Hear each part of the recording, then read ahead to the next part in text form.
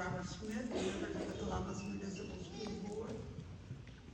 Mr. Greg Chapman, interim superintendent of Columbus Municipal Schools. Mr. Monte Ewing, who is principal of Hunt Intermediate School. Other elected officials present, to all who have been a part of this renovation and restorative process, and to all our guests, I say, good afternoon. Good afternoon. I feel that I would be remiss if I did not also give honor to one who contributed so much to this legacy that is being celebrated here today. So many hands have touched this moment. Too many names, too many names to call. So I will call one name to represent us all. Professor Robert E. Hunt.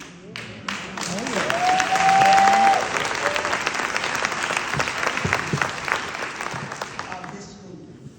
He served from 1953 until 1963. He is the one who authored the vision of what we celebrate today. Today, I am charged with giving the historical significance of R.E. Hunt High School. Given that charge, I ask myself, first, how did I get here? Then, who was the source of our strength and our success? Who was the source of our strength and the success that we had at Hunt? To me, the answer being this: we came from an ancestral heritage that would not allow us to focus on what we did not have, but to use what was put before us that God had provided.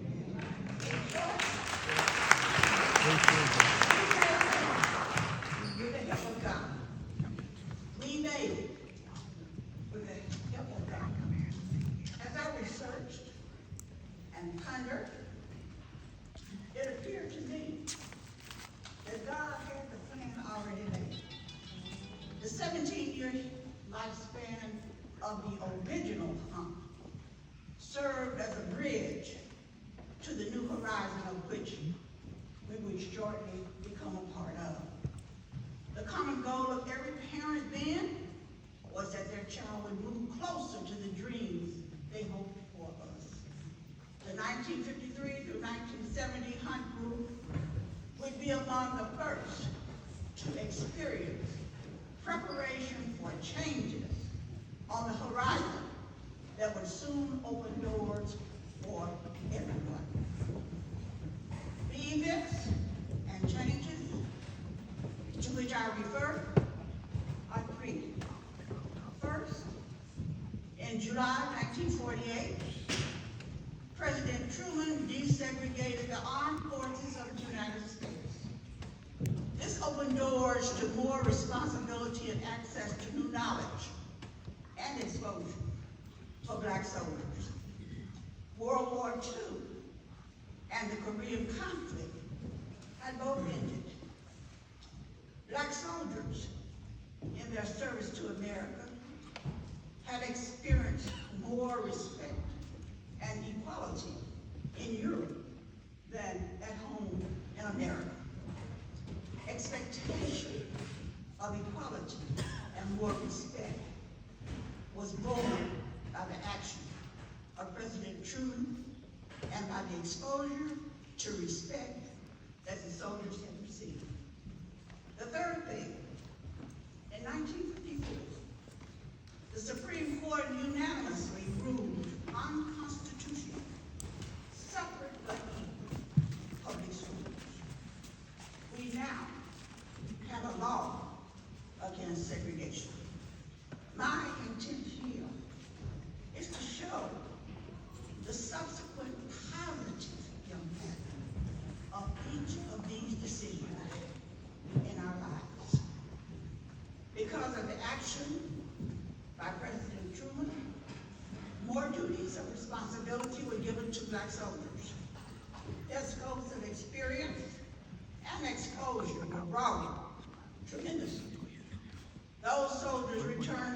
yes, to Columbus with a new confidence and with new aspirations. Some even returned here to Hunt to earn a diploma. During that time, it was not uncommon to sit in a class with a soldier or one who had been a part of the armed forces. These soldiers and the new laws planted a new kind of seed of aspiration in our community. Once, to complete elementary school was thought to be an acceptable and a celebrated goal. But knowledge, experience, and a change in the law opened the eyes of black citizenry here, and we began to see the completion of high school as the goal and not the completion of 8th grade. The shared vision of hope permeated, filled this neighborhood and this community. This new school, Hunt High School, served as a beacon of hope. Now our dreams became literal possibilities rather than unfulfilled aspirations. We could put our hand and our mind on the things we desire for ourselves. The encouragement of teachers and parents and the confidence we begin to feel in ourselves helped us to build roadmaps to our dreams. Roadmaps to our dreams. Think. A map marks a route to a desired destination. Mind you, each person's map had school. Now, let's start point. Our routes may have not all been the same. Some longer, some shorter. But we, the classes of 1953 through 1970, set the tone for those coming after us. And that tone was that school had to be the starting point for any destination on your life map. Again, this new school served as a beacon of hope. Hunt became the educational hub for black students in Lowndes County. To Hunt came students from county community schools. They usually only went to the 8th grade. Plum Grove, Michael, Hardy Bluff, Anderson Grove, Concord. We came too from the city. First from Union, and then from Mitchell. Later, from Coleman, and then Hughes. We came because here, at Hunt, stood a literal structure of hope by which we could measure our progress toward our dream. The roadmap I mentioned earlier had grade levels on it, and grades, and a destination. The destination being a high school diploma. You could see your progress. It was marked here with the help of the teachers. Grades began to matter. We began to think college, Jackson State, Russ, Auburn, Dallas, MI, Tougaloo, which one? We didn't have that dream before. And I stand here to say to you that our teachers pushed us, and they let us know the power that was in initiative and perseverance. Initiative and perseverance. To those seated before me and those behind me, think of how far these two qualities have brought you. Initiative and perseverance. It was here that we learned how to carve out for ourselves a place in the new and coming society that was called integration. At Hunt, in every area, we saw excellence. You you found yourself a goal and you worked toward it. We had academics all day, every day. We had things to do, essays to write, chemistry experiments to set up, animals to dissect, advanced algebra to master. We had everything that the educational process needed. Hunt covered the total spectrum of education. When you completed your studies here, you were eligible to enter a training program, a college, or a university anywhere. Every year,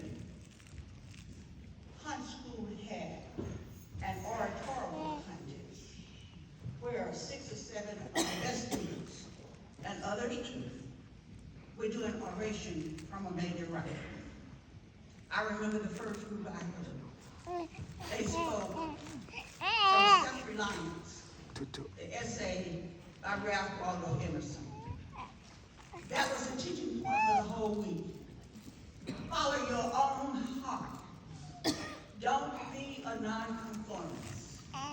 If you can trust your own self, then step past your fears and go after your dream. They taught us the polish and the presentation that we needed in order to reflect those who had been trained well. They worked to have shown in us this success they expected us to have. If you look at the rise of black businessmen, politicians, and other professionals who are native of Columbus, you will notice that most of them attended Hunt at some point between 1953 and 1970. Think about it. The first that we saw in the city. First policemen, first city council members, they were all a part of those 17 years of the original Hunt. Irish Hunt High School. Yes. Color, maroon and gray. Mascot, the Hornet. Football, baseball, track, and boys and girls basketball, these were the sports of competition. When I say the community gave Hunt full NFL status, it is true. At game time, seating was limited at some spots, but the sidelines were 3 and 4 deep all around the field, with parents, relatives, and community members. It's been over 61 years, and we are still celebrating the football championship of 1963.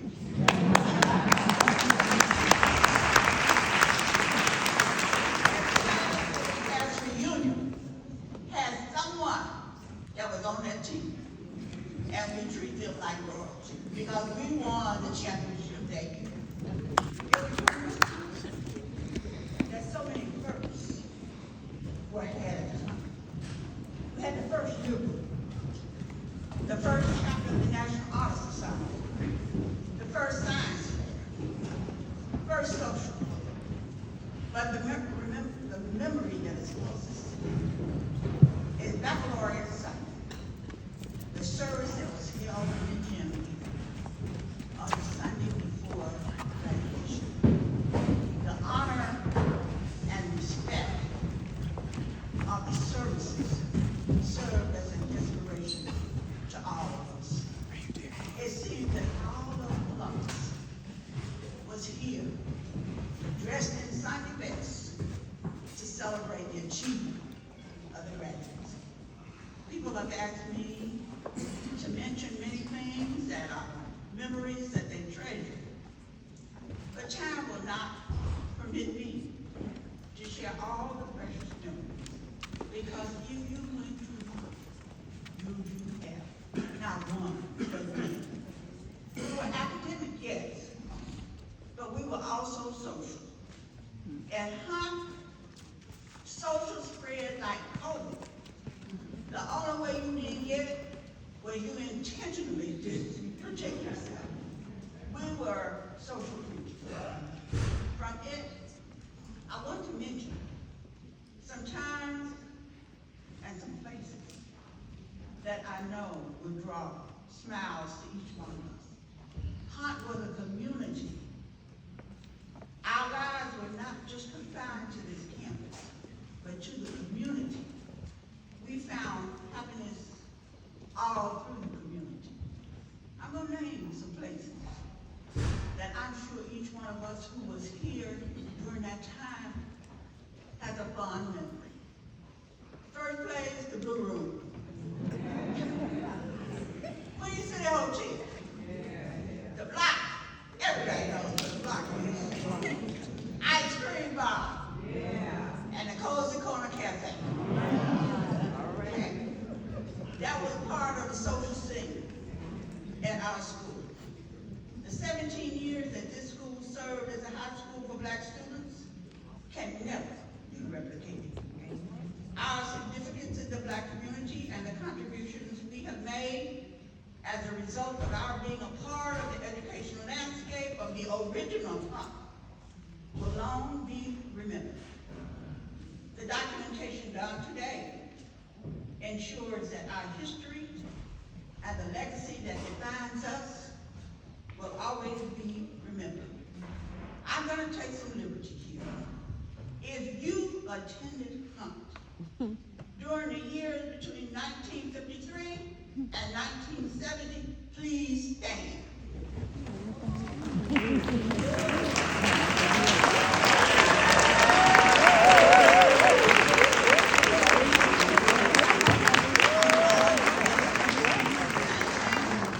If you were a volunteer at Hunt, please stand.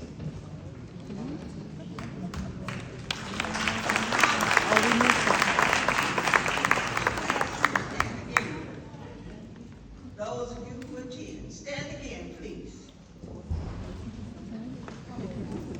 To our audience, I want to say to you, these are the people who helped plant the legacy we celebrate today.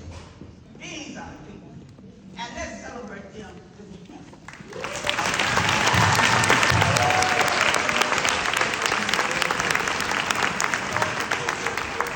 I say to the new principal here, I charge you to build on the legacy you have inherited.